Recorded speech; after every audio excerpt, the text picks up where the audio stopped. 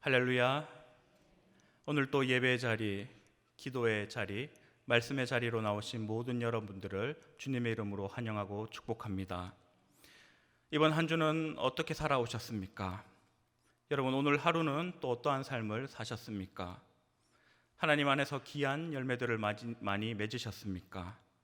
아니면 내 뜻대로 되지 않아서 삶의 문제, 그리고 가정의 문제, 직장의 문제 가운데 낙심하며 살아오셨습니까?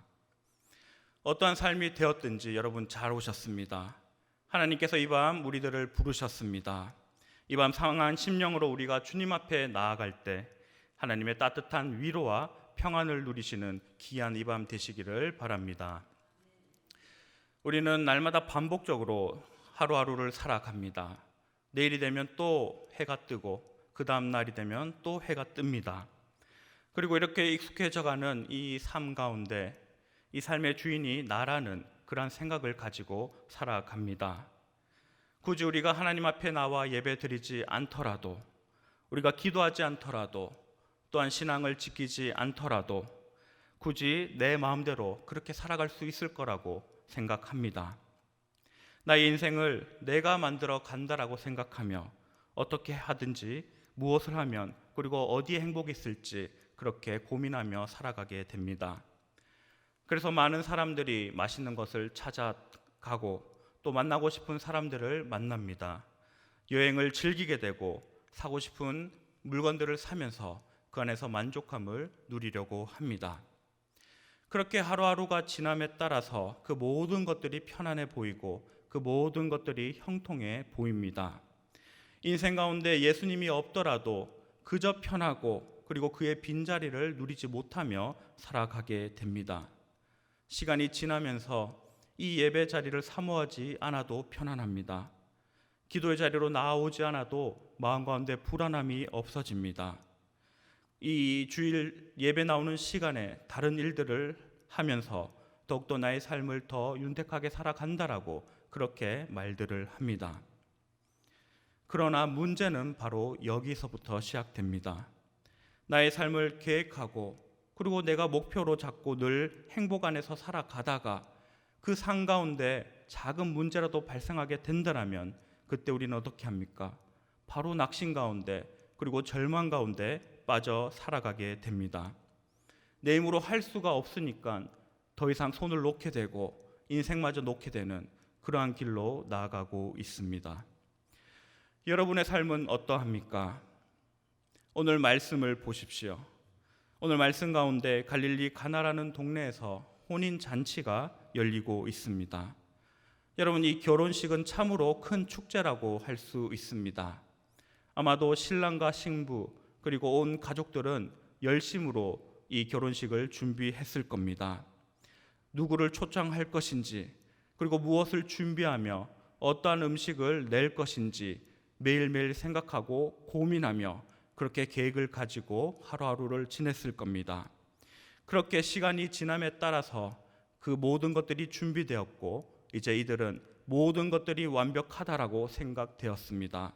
그리고 결혼식이 시작되었습니다. 그런데 바로 여기서부터 다시금 큰 문제가 발생하고 있습니다. 바로 포도주가 떨어지고 말았습니다. 우리 3절 같이 읽어보겠습니다.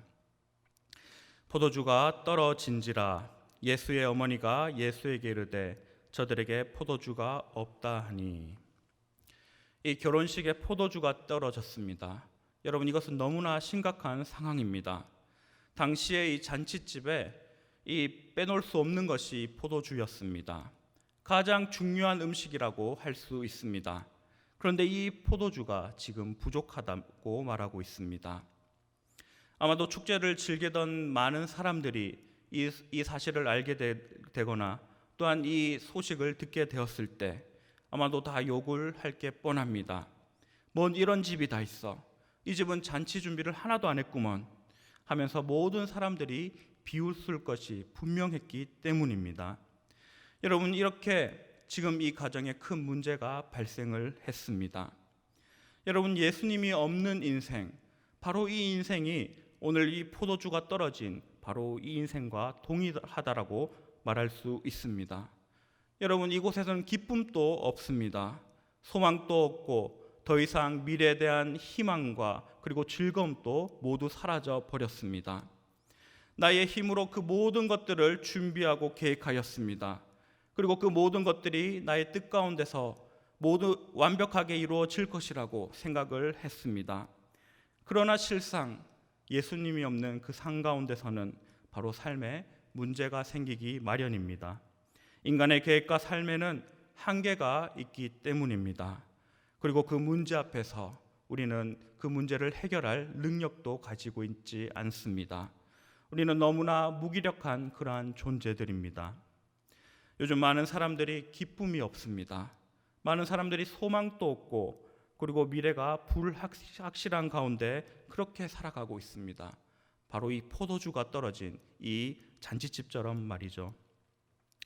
교회 다니는 우리의 모습은 어떠합니까? 우리들도 때로는 세상 사람들처럼 예수님을 잊은 채, 예수님을 외면한 채 그렇게 살아갈 때가 있지 않습니까? 그러다가 바로 그 삶의 문제가 발생했을 때 다시금 우리는 예수님 앞으로 나오게 됩니다. 여러분, 이 삶의 문제 앞에서 다시금 예수님을 붙잡으시기 바랍니다. 비록 내가 주님을 떠나 살았을지라도 우리 주님 여전히 그 자리에 계시고 또한 나의 손을 붙잡고 나아가십니다. 내가 돌아오기를 또 기다리고 그 자리에서 기다리고 계십니다. 그리고 나의 삶의 인도자 되시는 예수님께서 나의 삶을 해결해 주십니다. 우리의 삶이 포도주가 떨어진 이 잔치집 같을지라도 우리에게 소망이 있는 것은 바로 여전히 하나님 그 자리에 계시며 그 하나님 나와 함께 하신다라는 사실입니다. 오늘 말씀을 보십시오. 이 포도주가 떨어져 어찌할 바를 모르는 이 가정 가운데 그곳에 바로 예수님이 계셨습니다. 예수님께서 그 자리에 계셨고 그 문제를 보고 계셨습니다. 그리고 그 문제를 본 예수님께서 움직이기 시작합니다. 우리 6절, 7절의 말씀 같이 읽겠습니다. 거기에 유대인의 정결 예식을 따라 두세 통 드는 돌 항아리 6이 놓였는지라 예수께서 그들에게 이르시되 항아리에 물을 채우라 하신즉 아기까지 채우니. 아멘.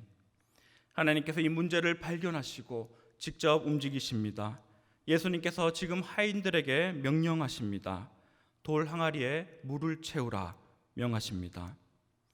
이처럼 인생의 문제 가운데 바로 예수님께서 함께 하시는 이 인생은 예수님께서 그 문제를 보시고 그리고 그 문제가 해결되도록 직접 움직이신다라는 사실입니다. 여러분, 다시 한번 질문하겠습니다. 여러분, 이번 한 주 어떠한 삶을 살아오셨습니까? 문제 없는 인생을 살아가는 사람은 단 한 사람도 없습니다. 중요한 것은 그 안에, 그 문제 앞에 예수님이 있느냐 없느냐의 차이입니다. 바로 우리의 문제를 예수님께 가지고 나아가는 것, 이것이 너무나 중요합니다. 우리는 삶의 문제 앞에서 낙심할 필요도 없습니다. 여러분, 우리가 위축될 필요도 없습니다. 바로 문제의 해결자이신 예수님께서 여전히 그 자리에 계시기 때문입니다. 이 문제에 대한 인식을 우리가 깨달았을 때 바로 인간의 방법으로 나의 생각으로 그 일들을 행하는 것이 아니라 바로 그 모든 문제들을 주님 앞으로 가지고 나올 수 있어야 합니다. 여러분, 바로 여기에서 다시금 기적이 시작됩니다. 다시금 예수님께서 일하기 시작하십니다. 우리가 해야 할 일이 무엇입니까? 여러분, 이 성경의 많은 언약의 약속의 말씀들, 바로 그것을 우리가 믿고 나아가는 겁니다. 나의 방법과 나의 수고로 도무지 해결되지 않을 것 같은 그 모든 문제들, 바로 그것들을 주님께서 해결해 주실 거라는 그러한 강한 믿음과 확신을 가지고 우리가 나아갈 수 있어야 합니다. 여러분, 그럼 우리가 해야 할 일 바로 무엇이겠습니까? 바로 오늘 말씀처럼 그 돌 항아리 안에 물을 붓는 겁니다. 말씀 가운데 예수님이 돌 항아리를 물로 채우라 이렇게 말씀하시니 그들이 그대로 순종하고 있습니다. 한 번쯤은 이유를 물어보고 싶습니다. 아니, 지금 포도주가 없는데 이곳에 물을 채우라니 무슨 말씀이십니까? 여기서 포도주라도 담그겠다는 말씀이십니까? 비웃으면서 그렇게 묻고 싶습니다.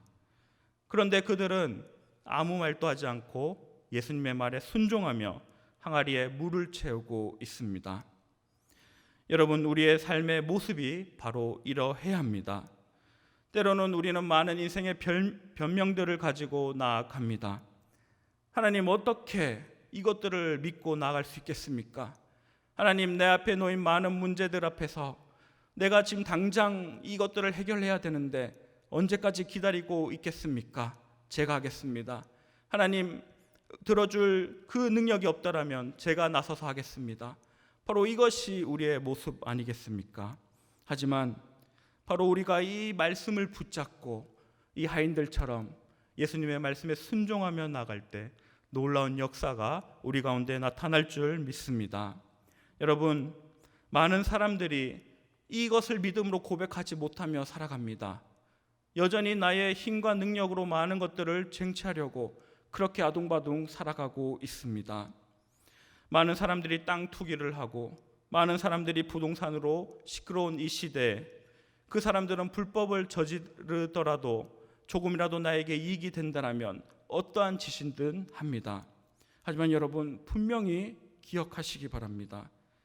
많은 사람들이 가는 그 넓은 길, 그리고 너무나 편해 보이는 그 길 끝에는 멸망밖에 없습니다. 여러분, 그 끝에는 절망과 낙심과 죽음밖에 없습니다. 어떠한 행복과 어떠한 만족도 그들의 인생 마지막에 하나도 나올 수 없는 겁니다.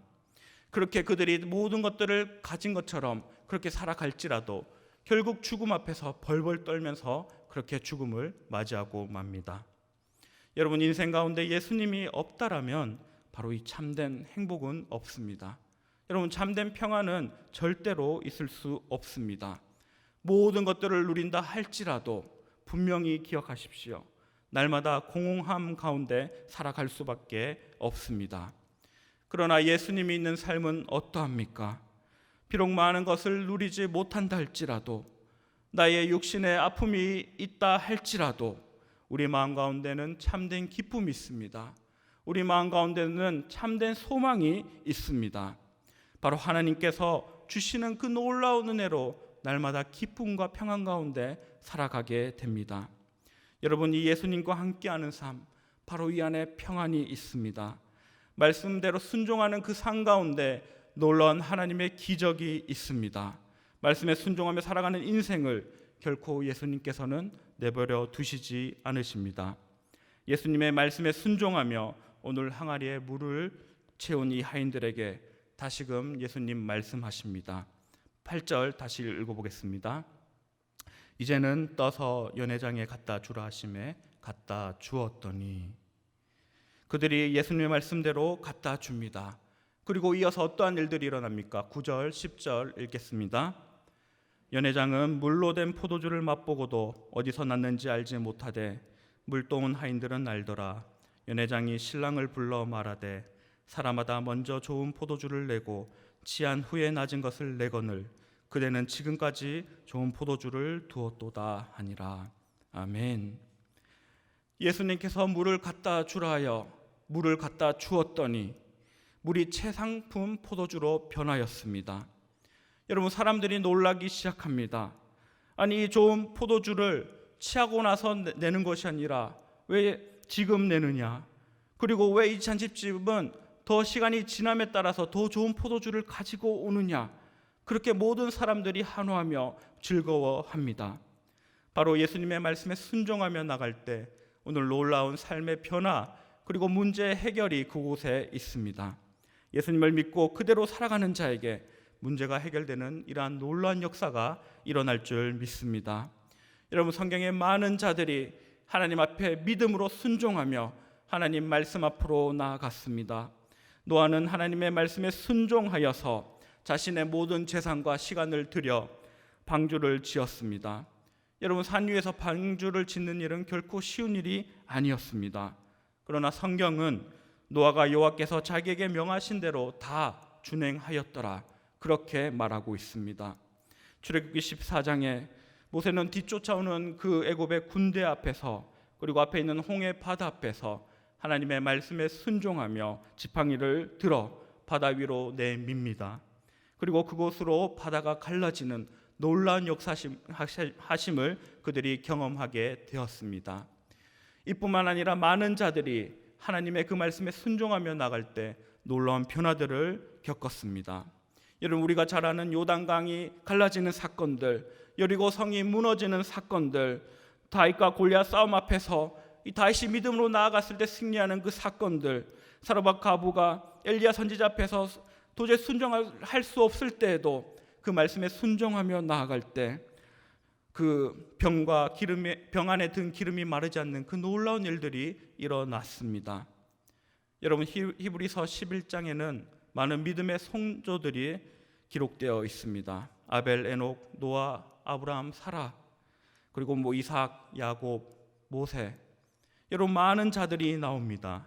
그리고 32절에 내가 무슨 말을 더하리요 시간이 부족하도다, 그렇게 말합니다. 그리고 38절에 이런 사람들은 세상이 감당하지 못하느니라, 그렇게 성경은 분명하게 말씀하고 있습니다. 바로 이것이 오늘날 우리가 살아가야 할 모습이며 우리가 본받아야 할 모습입니다. 사랑하는 성도 여러분, 예수님이 거기 계실 때, 예수님이 그 자리에 계실 때 연회장은 기쁨으로 변화되었습니다. 연회장은 흥분의 도가니가 되었고 모든 절망은 기쁨과 평강으로 넘쳐나게 되었습니다. 이처럼 인생에 예수님을 모시고 살아가는 자들은 이러한 기쁨을 누리게 됩니다. 이것은 성경이 기록된 바로 2000년 전의 그 말씀이 아니라 바로 성경에 나오는 인물들에게만 행해지는 하나님의 능력이 아니라 오늘 이 시대에 하나님을 구주로 고백하고 하나님을 영접하며 그 하나님의 약속의 말씀을 붙잡고 살아가는 오늘 우리들에게도 동일하게 일어나는 하나님의 놀라운 기적입니다. 오늘 또 많은 문제 앞에 서 계신 우리 성도 여러분, 그리고 어려운 가운데 있는 성도 여러분, 오늘 이 말씀을 기억하시면서 이 밤에 내 옆에 계신, 여전히 그 자리에 계신 하나님을 바라보시기 바랍니다. 우리가 믿는 하나님은 살아계십니다. 그분은 우리를 사랑하셔서 가장 좋은 곳으로 우리를 인도하시며 그리고 가장 좋은 곳으로 채워주십니다. 문제는 우리의 삶 가운데 그 일들을 경험하지 못했더라면 바로 그 문제는 나에게 있습니다. 여러분, 이제 다시 눈을 들어 예수님을 바라보시기 바랍니다. 바로 그 예수님 앞에 모든 문제의 해결점이 있습니다. 오늘 주님 이 밤에 이렇게 말씀하십니다. 믿는 자에게 능치 못할 일이 없음이로다, 우리들에게 말씀하십니다. 여러분, 물질의 문제, 건강의 문제, 자녀들의 문제, 가정의 그 많은 문제들을 오늘 이 밤 주님 앞에 내려놓고 다 맡기시기 바랍니다. 그리고 확신하시기 바랍니다. 오늘 이 밤에 물이 포도주로 변하는 그 기적이 바로 저와 여러분들의 삶 가운데 넘쳐나게 될 것입니다. 이 밤에 이러한 믿음을 가지고 확신을 가지고 간절히 기도하며 하나님의 놀라운 역사심을 경험하는 우리 복된 성도 여러분들 되시기를 주님의 이름으로 축원합니다. 기도하겠습니다.